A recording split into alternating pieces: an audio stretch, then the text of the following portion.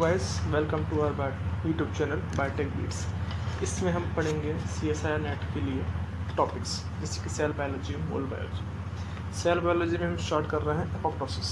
Apoptosis का पहला topic nuclear degradation इन apoptosis, कि कैसे न्यूक्लियर डिग्रेड होता है। हम जानते हैं कि कोई स्टिमुलाई आता है, वो इंट्रिंसिक हो चाहे एक्सट्रिंसिक हो, वो आके कैस्पेसिस को एक्टिवेट करता है, देन एपोप्टोसिस कराता है। ड्यूरिंग कैस्पेसिस एक्टिवेशन तीन चीज़ें होती हैं। First one is cellular retraction, second one is nuclear degradation and third one is chromatin condensation. जब ये तीनों प्रोसेस एक साथ स्टार्ट होती हैं तब एपोप्टोसिस हो जाता है।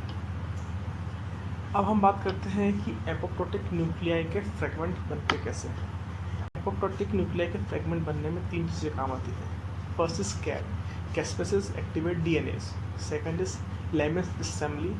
Third one is ROCK1, Rho associate kinase 1। कैसे इसमें फॉर्मेशन हुआ ये देखते हैं। हम एक चीज़ जानते हैं कि एपोप्टोसिस का एक हॉलमार्क होता है, वो है degradation of nuclear DNA to oligonucleosomal fragment. इसको समझते हैं। एक क्रोमोसोमल डीएनए जिसको हमने किसी भी एंजाइम की मदद से हाई मोलिकुलर वेट में कट किया। High molecular weight means 50 to 300 kilo Dalton and low molecular, और उस हाई मोलिकुलर को हमने लो मोलिकुलर में कन्वर्ट किया जो कि 10 to 15 किलो डाल्टन का था। हम देख सकते हैं कि इन दोनों फ्रेगमेंट का डिटेक्शन हम टनल ऐसे से कर सकते हैं। TUNEL means terminal deoxynucleotidyl transferase DETP mediating nick end labelling. Side में हम देखते हैं एपोप्टोसिस ऑफ डीएनए फ्रेगमेंट और फ्रेगमेंटेशन ऑफ डीएनए फ्रेगमेंट की पहली मैकेनिज्म कि how CAD will fragment the DNA. First of all, ICAD, inhibitor of CAD. Whenever apoptotic stimuli occur, then ICAD will bind to the CAD and form two possibilities. First, the homodimer of ICAD and CAD will go for nucleus and transcribe gene for fragmentation. And second possibility is they will form scissor-like homodimer. Whenever histone H1 stimulate this process, they cleaves dsDNA at nucleosomal linker. Detail mechanism की बात करते हैं। जब आईकैड ने CAD के साथ मिलकर अपना एक होमोडाइमर बनाया, whenever caspases 3 get activated, then CAD will activated and CAD will cut the DNA between two adjacent histone protein at nucleosomal linker. So we will get the DNA fragment.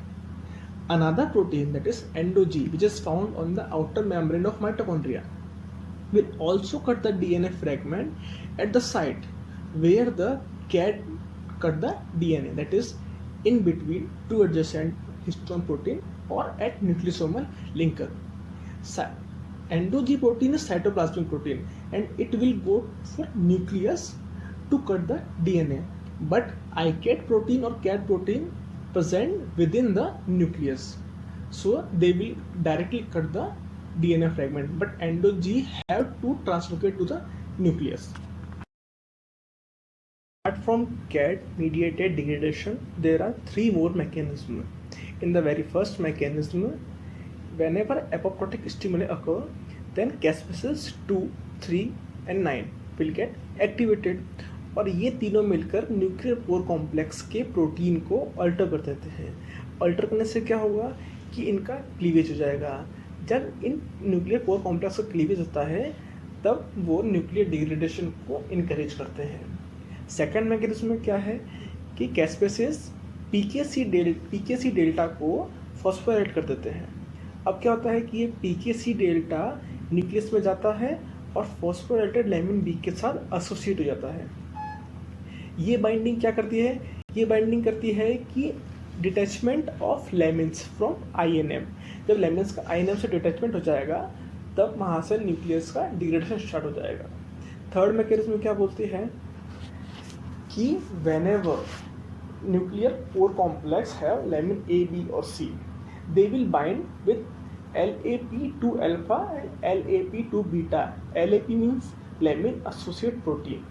ये दोनों मिलके जाके INM पे attach हो जाते हैं। ये normal condition है। जब एपोप्टोटिक स्टिमुलाई आता है तब क्या होता है कि ये जो लेमिन्स हैं वो उस जगह से हट जाते हैं, जिससे कि न्यूक्लियस का डिग्रेडेशन स्टार्ट हो जाता है। Hope you like this video. Please share, subscribe our channel and hit the bell icon for the latest update. Thank you.